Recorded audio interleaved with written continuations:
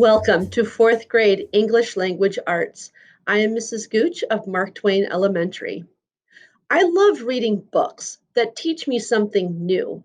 So when I saw this book, Dinosaur Fleas, I was interested. Dinosaurs? Fleas? What did they have to do with each other? And I wondered if this was an informational book or a book that was going to teach me something new. So I looked for some clues. Inside the front cover is a table of contents. There are different sections or parts of the book and the page number where I can find each section. This is something informational books have that help you find certain information very quickly. I also noticed that a lot of the pictures in the book have information, text in little boxes, or arrows or lines that tell me more about what the text is explaining to me. When we have information next to a picture, we call it a caption. We also have little colored squares sometimes that give us a little bit of extra information. These features tell me that this book is going to teach me something new and interesting about dinosaurs and fleas. And on the back of the book, I noticed a question. It says, giant Jurassic fleas drank the blood of dinosaurs. How do scientists know this? I wonder about that. How do scientists know that there were fleas when the dinosaurs were around? I can't wait to find out. If I really want to answer that question, I'm going to have to read the text very closely. Let's read our learning target together. Ready? Begin. I will determine the meanings of key words in an informational text. What are key words? Keywords are important words you need to know. If I am going to tell you what the book is about, I'll need these words to do it. An informational text is a text or words that teach you something. Let's read our success criteria together. Ready? Begin. I can use text features to determine the meaning of key words. Features are parts of something that help identify it. Text features are things about the book that give you different kinds of information. Different things like pictures, charts, table of contents. Glossaries are another text feature that gives us important information. Words that are bold in the text, written with dark letters like this, are usually words found in the glossary. A glossary can give us the meaning of these words. As we look for key words in this book, we will need to record or write them down. So let's make another tool together. Make sure you get a piece of paper and something to write with. We will start by writing down the title of the book and the author. This lets readers know where you got your information. On your piece of paper, at the top, we will write Dinosaur Fleas.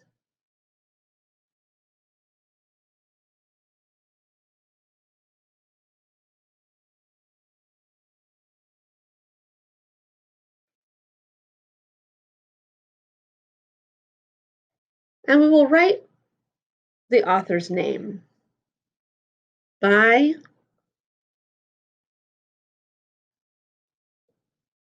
Joanna Kalabarski.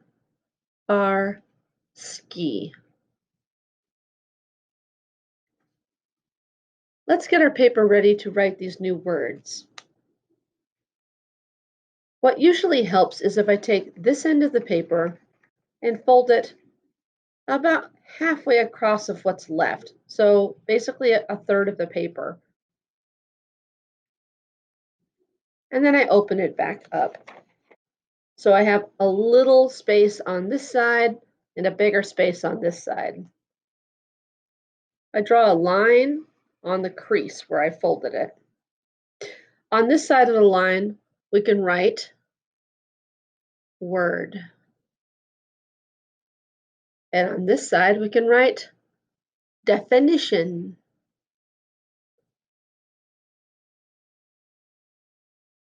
Definition just means meaning. What does the word mean? Draw a line across.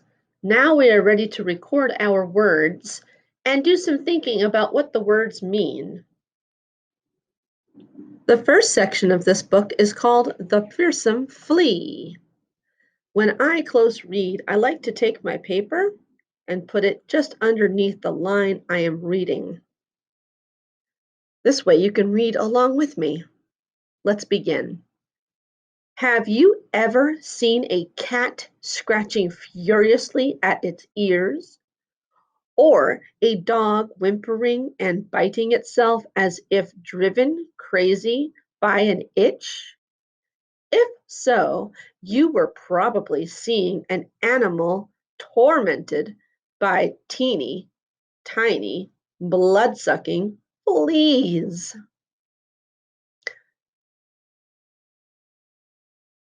A flea is an insect that lives on an animal and sucks its blood for food. I notice the word flea is in here 1, 2, 3 times. When I see a word over and over again, and when that word is in the title, that tells me it's probably a key word. We should make sure to write down this key word on our tool. Let's write it together.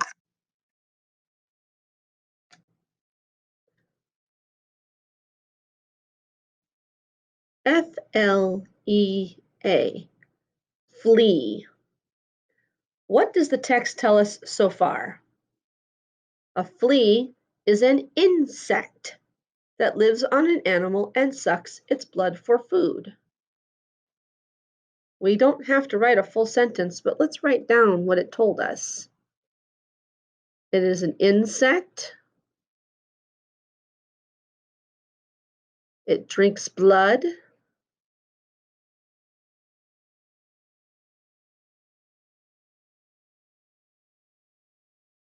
Okay.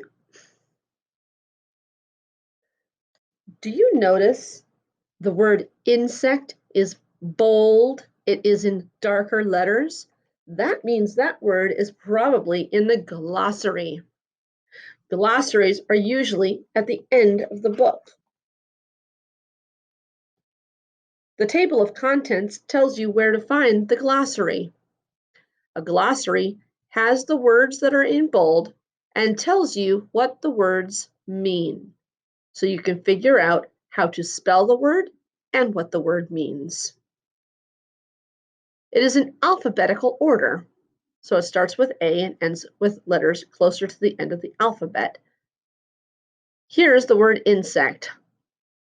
Insect, an animal with a hard outer shell, 6 legs, and 3 separate body parts. This gives us more information about what a flea is. Let's continue reading. Today, when we imagine fleas, we think of the tiny specks that can hop onto our pets. But pets are not the only animals ever to be bugged by fleas. Dinosaurs had them too. Millions of years ago, mighty dinosaurs might have been rolling on the ground, scratching and biting themselves, all because of fleas. This picture tells us more about what a flea looks like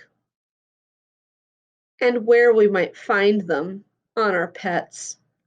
The caption tells us Fleas survive on your pet by dining on its blood. Survive means to live. Dining means to eat. They eat your pet's blood in order to stay alive. That information is on page 2, and we can add it to our sheet here.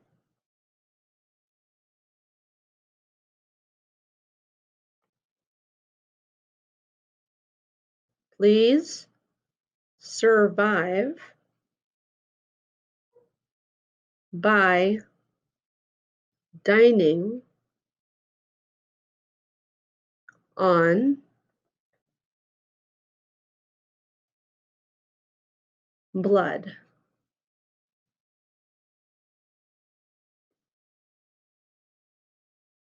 Let's continue reading.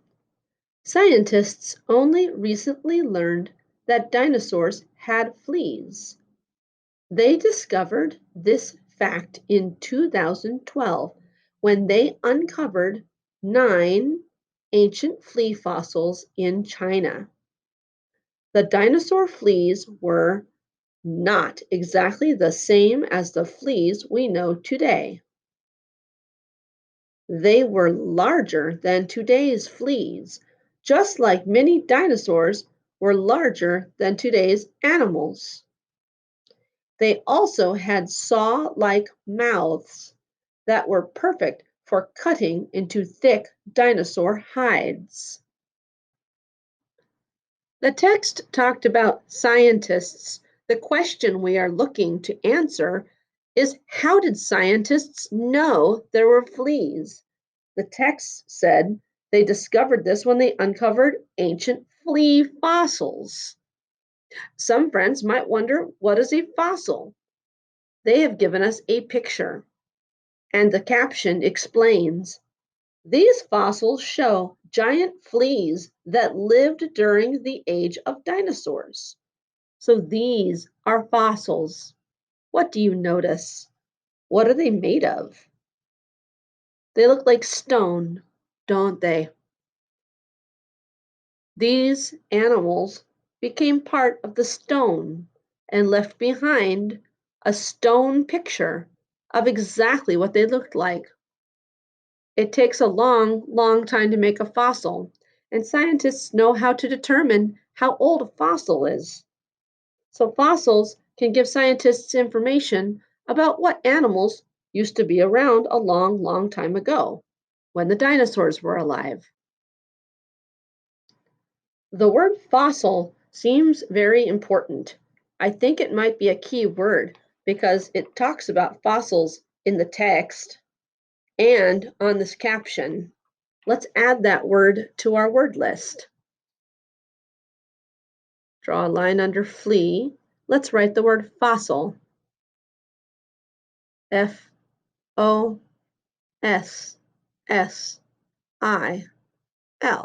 It's good to check that you're spelling the word correctly. We can see from the picture information that fossils are made of stone or rock.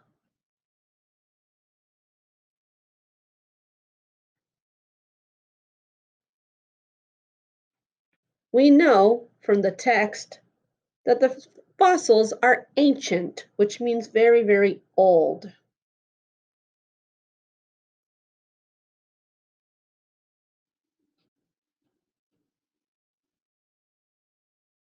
We also know from the caption and the picture and the text that the fossils are showing what the giant fleas looked like. So fossils show what animals looked like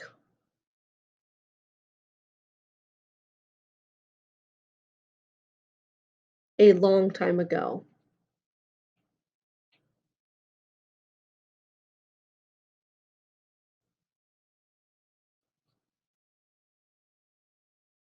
Let's read a little bit more. The size and the mouths of the flea fossils show that the fleas were built to feed on dinosaurs.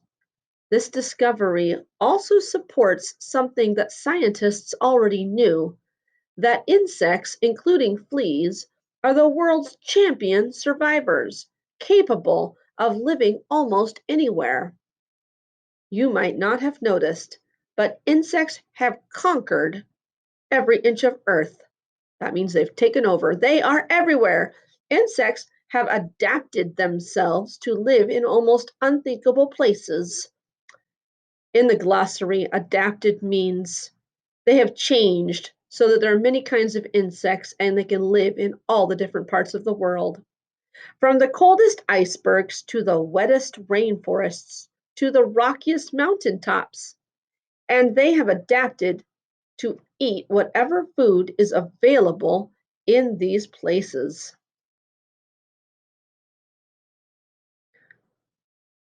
The ancient dinosaur flea is just one example of the amazing adaptation abilities of insects.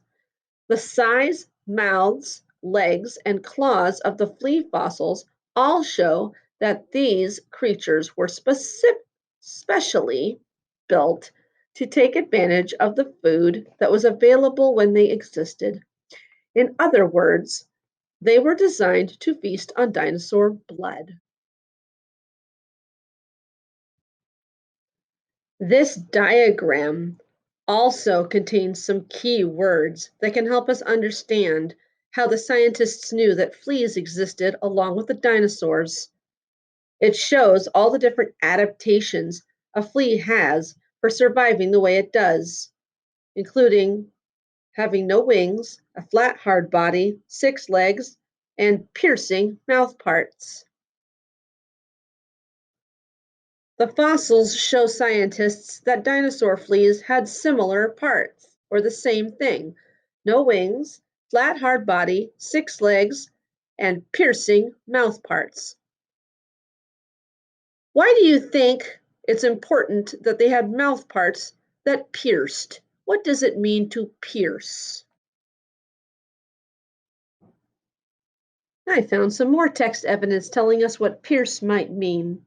Here it says, a flea is a wingless insect with a hard, flat body and a tube-like mouth that is built to pierce an animal's skin and suck its blood. So piercing is something that's done to an animal's skin.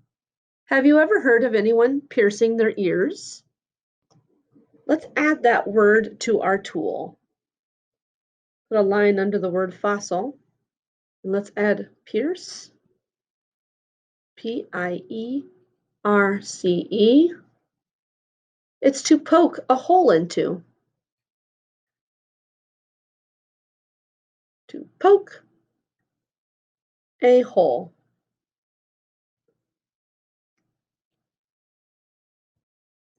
Today we found key words in our informational text by noticing what words are used over and over again and what words are important for explaining what the text is about. We found out what these words mean by using text features like the glossary or the captions in the text. Next time, we will use our keywords to locate key details and gain a better understanding of what we are reading. Until then, keep reading and find books you love every day.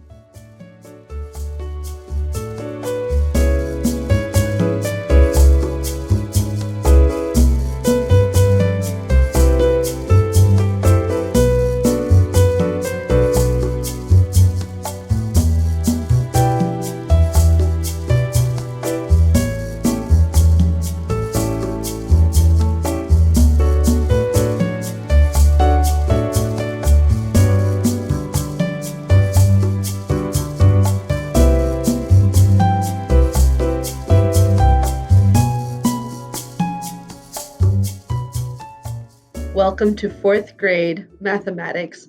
I'm Mrs. Gooch of Mark Twain Elementary.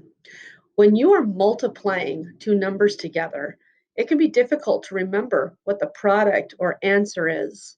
But you can use multiplication facts you know to figure out the ones you don't know And the way to do this is the distributive property. Let's read the learning target together. Ready? Begin. I will use the distributive property of multiplication to find the product of two factors. Let's talk about some of these new words. What do you remember about multiplication? Multiplication is when we are adding equal groups together, and sometimes we use the word times to mean multiplication. The answer to a multiplication equation is called a product. For example, down here it says 3 times 7 equals 21. That answer, 21, is the product. The two numbers we are multiplying, 3 and 7, these are the factors.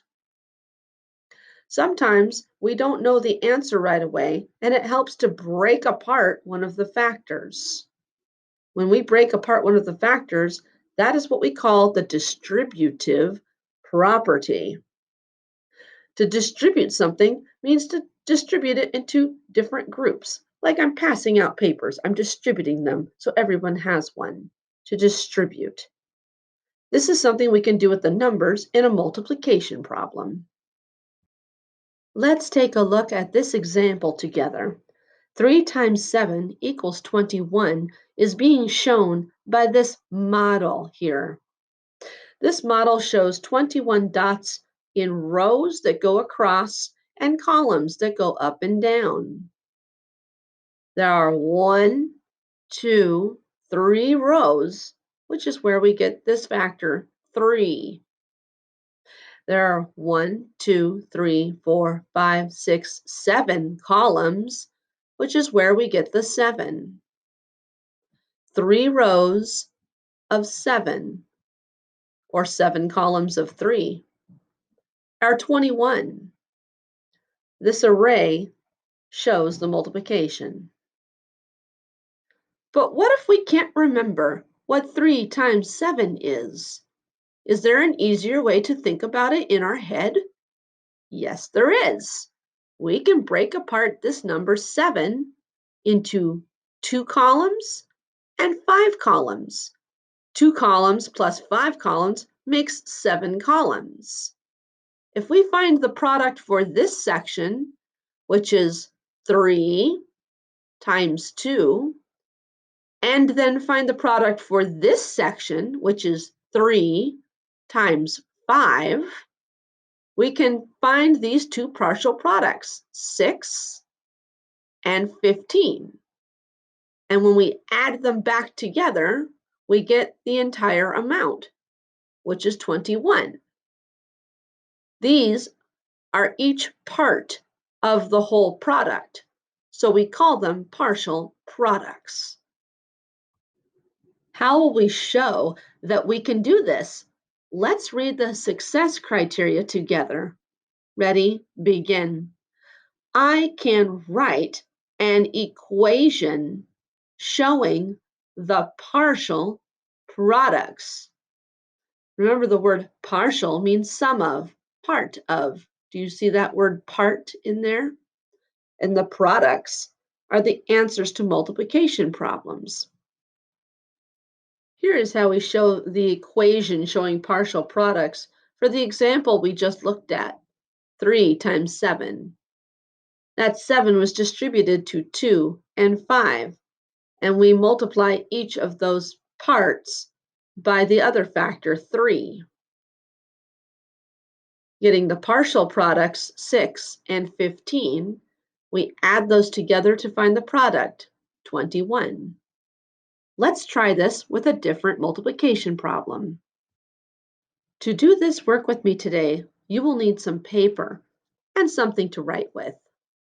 Go ahead and write this expression with me. 6 times 7. What does it equal? Maybe this is a math fact you already know. Just knowing your math facts makes it faster, but supposing you are stuck. We can use the distributive property to break apart that 7. Let's get it ready by writing the parentheses and a plus and the other set of parentheses. We'll go ahead and put the 6 in each of these expressions.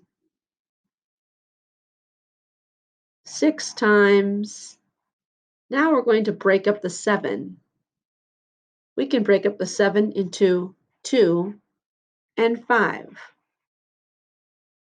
Multiplying by 2 can be easy because it's just the double of the number.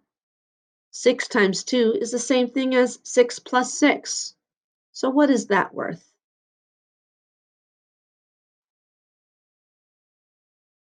12.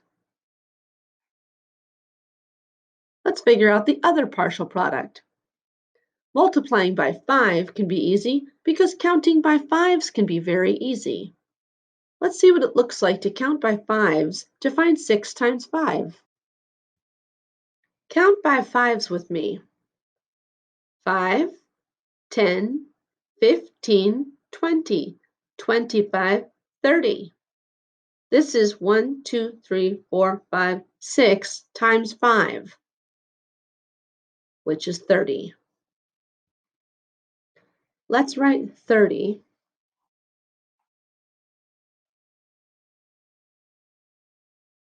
So we know that 12 plus 30 will give us the product for 6 times 7. These are the partial products. So now we need to add these two numbers together. Perhaps you can do it in your head, or you can use the standard algorithm.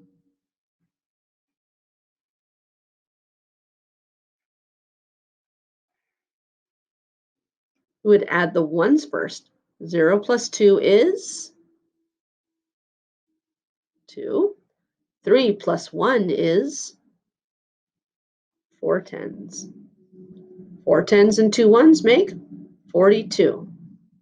So the answer to our problem, 6 times 7, is 42.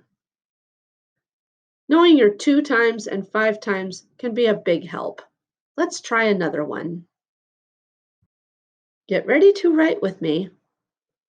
8 times 9. How do you suppose we will set this up to show the distributive property? We could break up the 9. How do we start? What do we write? Parentheses. Remember, we will be making partial products. What do we do next? We put the 8 in each side. How shall we break up this 9? What is easier than our 9 times tables?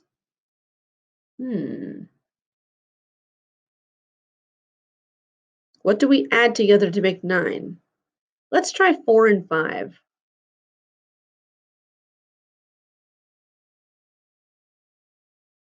Now, we need to find the partial products. 8 times 4.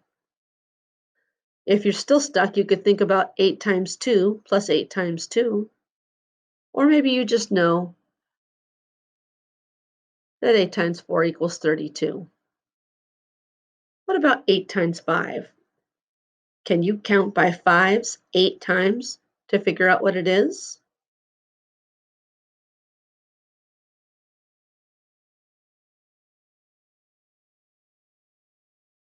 Eight times 5 is 40.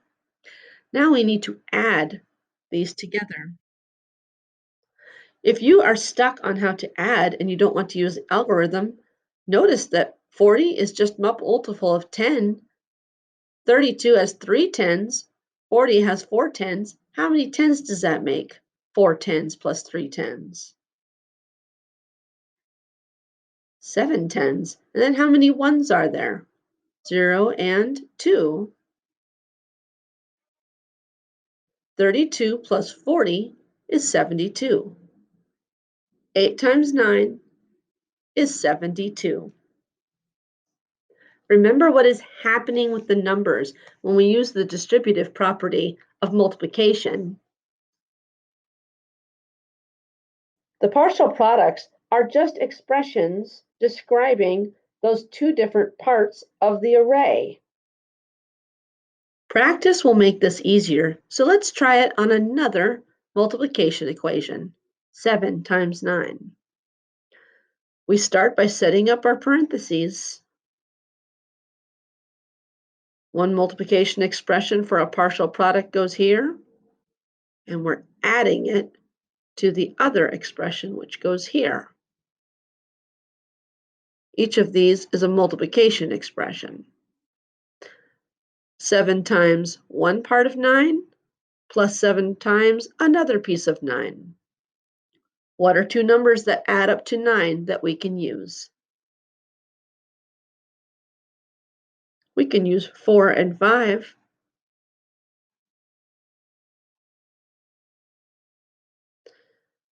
Let's look at 7 times 4. You might already know it's 28. What if you really can't remember? Do you know you can make two more expressions? You can distribute that 4 into 7 times 2 plus 7 times 2, which would give you 14 plus 14, which equals 28. If the expression is still not easy enough for you, you can still break it down more. Now let's think about 7 times 5. You can just count by fives again, and you will get 35. Now we need to add 28 and 35. Let's use the algorithm to do that.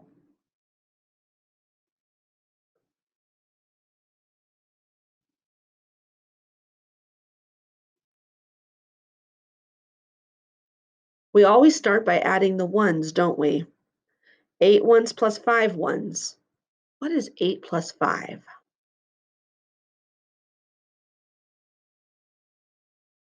13, which is 1 10 and 3 ones. I put the 110 up here because I am regrouping it so I can add it along with the other 10s.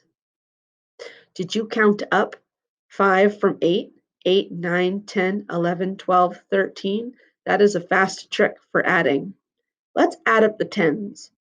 1 10 plus 2 10s plus 3 10s. How many 10s does that make? It makes 6. So now that we've added our partial products together, we know that 7 times 9 is 63. Let's try this one together. Go ahead and write 8 times 6 at the top of your paper. Maybe you're still learning your 8 times tables, but you probably know that 8 times 2 equals 16, because 2 eighths, 8 plus 8, is 16.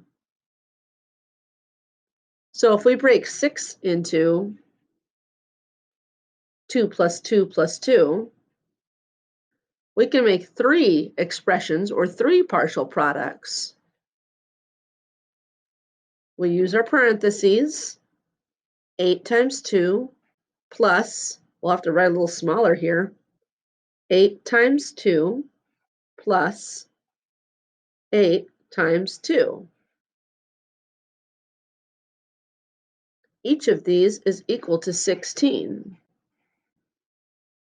If we add these 3 partial products together, we will get the product for 8 times 6.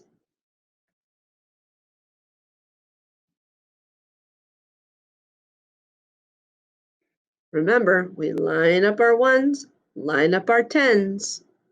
6 ones plus 6 ones plus 6 ones. How many is that? We know 2 sixes are 12. 6 more than 12 is 18. 18 is 1 10, which we'll put up here, and 8 ones, which we'll put down here. Now we're going to add up all of the tens. How many tens do I have here? There are 4. So 8 times 6 equals 48.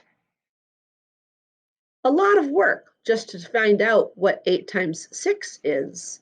Having an easier time understanding how the distributive property works? It takes the array and breaks it up into smaller pieces that make multiplication expressions we just know. Then we can add them together to find the total product. Are you able to write the equations that have the parentheses showing these expressions that we use to find the partial products and then adding them together to find the whole product? If you are able to do this with a multiplication expression, then you have met our learning target and our success criteria. But isn't it easier to just know your multiplication facts? Absolutely, and there are some fun ways to do that. The first way is to use a multiplication table. If you have one of these composition books laying around, it probably has one in the back. Some other school supplies have multiplication tables written on them, and these can be very useful for remembering what your math facts are in multiplication. Another trick that works really well is to make your own flashcards. You know I like to reuse things around the house. I have these pieces I cut from an old box.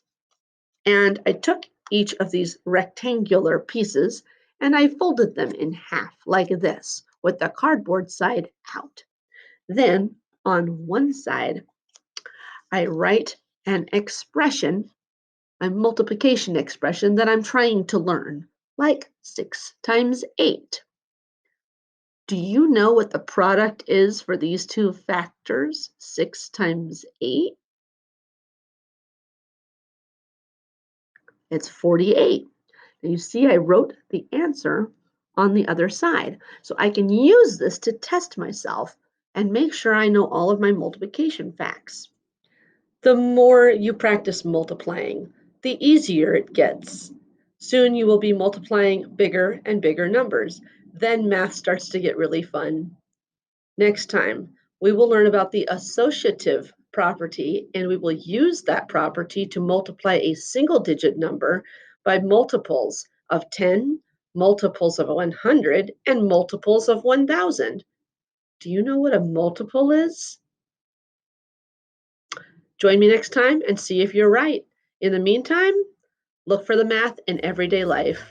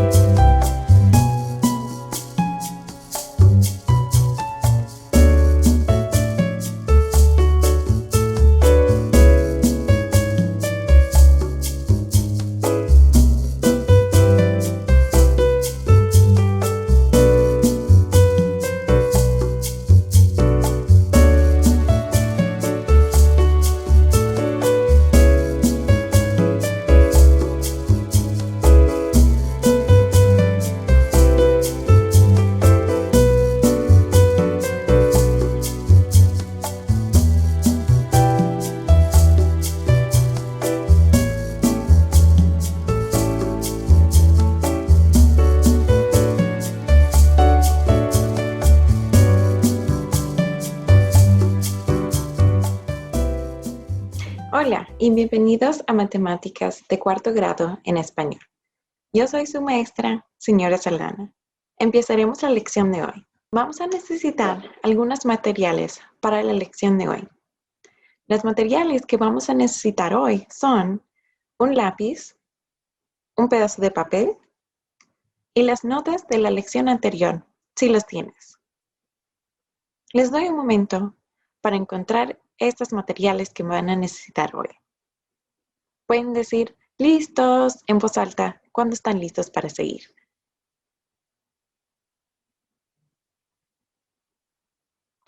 ¿Estamos listos para seguir? Perfecto, seguimos. Primero vamos a listar nuestro papel. Vamos a tomar notas sobre la lección de hoy. Siguen estos pasos conmigo para alistar nuestros papeles para las notas de hoy. Paso número 1. Dibuja una línea vertical en el medio de tu papel, como este. Dibuja una línea horizontal en tu papel. Eso es, yendo hacia abajo, como este. Número 3. Numera cada caja 1 a 4. No importa el orden. Paso número 4. Escribe tu nombre y la fecha de hoy en caja número 1. Les doy un momento para terminar sus papeles. Cuando están listos, pueden decir listos en voz alta. ¿Escucho listos? Perfecto, seguimos. ¿Sabías que tomar notas te ayuda a recordar mejor la información que aprendes en una lección? Repasa las notas de esta lección y de lecciones anteriores para recordar la información mejor. Seguimos. Toma un momento para chequear. ¿Tu papel se mira como el mío? Mira este ejemplo en la pantalla. ¿Tu papel tiene números en cada caja? ¿Tiene tu nombre y la fecha de hoy? ¿Está dividido en 4 cajas? ¿Sí? Perfecto. Estamos listos para empezar. Vamos a empezar con el tema y la meta de aprendizaje de la lección de hoy. Lee el tema conmigo. Eso está en rojo. El tema que vamos a cubrir hoy es multiplicación. Específicamente, multiplicando números de 3 dígitos con números de 1 dígito. Por ejemplo, 232 multiplicado por 4 ¿es qué? Eso vamos a averiguar en la lección de hoy. Lee el vocabulario académico conmigo. Eso está en rojo también. El vocabulario académico, o palabras que no usamos cada día, pero en lugares como una clase de matemáticas. Nuestro vocabulario académico para la lección de hoy es la palabra multiplicación y la palabra producto. La palabra producto quiere decir la respuesta a un problema de matemáticas. Puede ser de multiplicación. Sabemos qué quiere decir la palabra multiplicación muy bien, ¿no? Sí. Leen la meta de aprendizaje conmigo. Recuérdense que la meta de aprendizaje es lo que quieres lograr aprender después de la lección. Leen la meta de aprendizaje conmigo. Eso está en morado. Practicaré la multiplicación de números de 3 dígitos usando lo que sé sobre el valor posicional y modelos útiles. Seguimos. Vamos a repasar la lección anterior. En la lección anterior, aprendimos sobre algunos modelos útiles que podemos usar para hallar las respuestas a diferentes problemas de matemáticas, como productos parciales, bloques de base de 10 y modelos de área. Hoy vamos a enfocarnos más en productos parciales y cómo podemos usar productos parciales y lo que sabemos de valor posicional para hallar las respuestas a diferentes problemas de multiplicación. ¿Están listos para seguir? Perfecto, seguimos. Primero vamos a repasar qué son productos parciales, mirando este ejemplo en la pantalla. Con esta estrategia, multiplicamos cada dígito de los dos números considerando el valor posicional de cada dígito. Mira este ejemplo. 324 multiplicado por 9. ¿Qué es la respuesta? Abajo muestra cómo podemos usar el modelo útil de productos parciales para ayudarnos. Vamos a repasar este ejemplo ahorita. Primero, mira que el problema está escrito en estándar forma. Primero está escrito con 324 encima de 9. Abajo, empieza por multiplicar mi unidad de 9 con mi unidad de 4, mostrándolo aquí. 9 multiplicado por 4 unidades me da la respuesta de 36. Entonces, lo escribo debajo de la línea. Luego muevo a 9 multiplicado por mi decena de 20. Aquí está escrito 9 multiplicado por 2 decenas. Cuando está escrito 2 decenas, es lo mismo que decir 20. Entonces sé que tengo que multiplicar 9 por 20. Y me da la respuesta 180.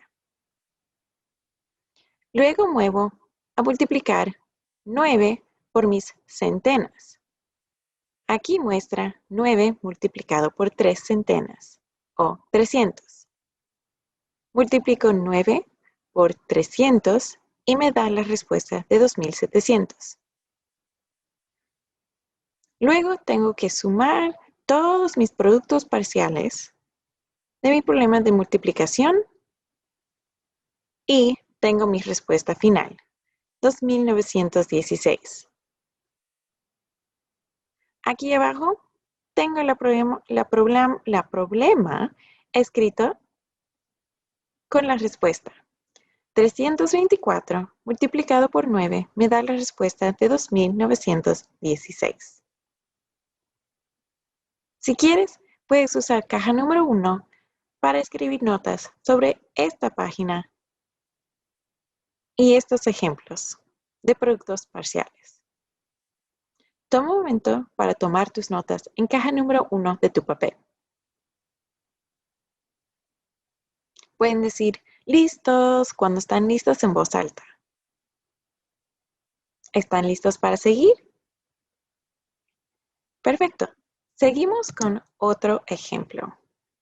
Voy a intentar resolver este problema. Sigue conmigo los pasos.